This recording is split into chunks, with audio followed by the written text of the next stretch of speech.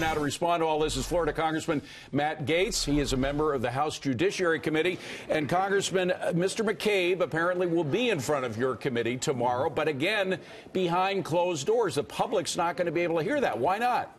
Well, we absolutely need to get sworn testimony under oath in public because the American people deserve to know whether or not their taxpayer money was used to fund a dossier to discredit the president. We have to know whether that dossier was then dressed up as an intelligence document and used to spy on Americans. And we certainly have to know why Nellie Ohr, the wife of Bruce Ohr, one of the top officials of the Department of Justice, was getting paid by the very company paid by the Democrats to go give money to the Russians to dig up dirt on the president that wasn't true. These are critical questions that go to the fundamentals of our democratic institutions in this country, and I think that the best antidote is a whole lot of sunshine, and everybody needs to know the answers to these questions. And you know, Congressman, there's another member of this cabal, if you want to call it that, in the Justice/FBI Department. That's Peter Strzok.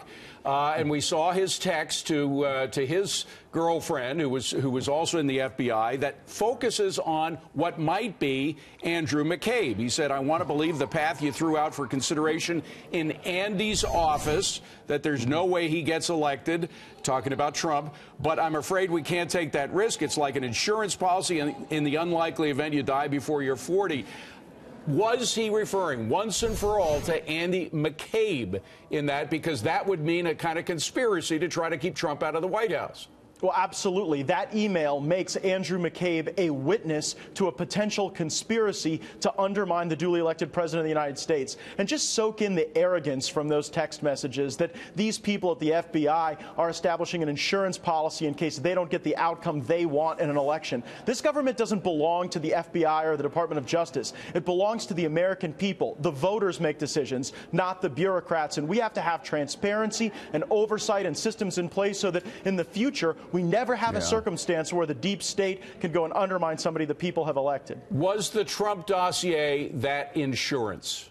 Oh, absolutely. Look, the insurance was to discredit the president. And unequivocally, the ties between this Trump dossier, the Democratic National Committee, the FBI, and then the very wife of one of the top officials at the Department of Justice make very clear that this was a coordinated effort to undermine President Trump. And if we allow this to continue, it casts a cloud over an entire presidency, and it leaves in place institutions that aren't truly serving the will of the people. Very quickly, let's leave on a bit of good news, which was the passage of the tax cuts. You were meeting with the president and the other leaders today who were applauding that.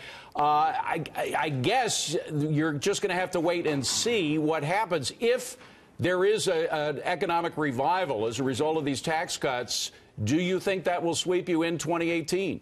Well, it's already happening. We've had over 3% growth in the first quarter of the Trump presidency. President Trump announced that AT&T is going to use the revenue from this tax cut to boost wages and boost the opportunities that they have for their employees, more investment in this country. And this should be what we are judged by. Do wages rise for the American people? Do opportunities increase? And is there more of a path for people to achieve the full extent of their prosperity? We've tried it the Democrat way for 8 years, and we didn't see wage growth. Now we will under President Trump. All right. We've got to see government cutbacks, too. That's part of the problem. That's the other part of the equation that is not here. Congressman Gaetz, good to see you. Thank you very much for coming in. Appreciate it.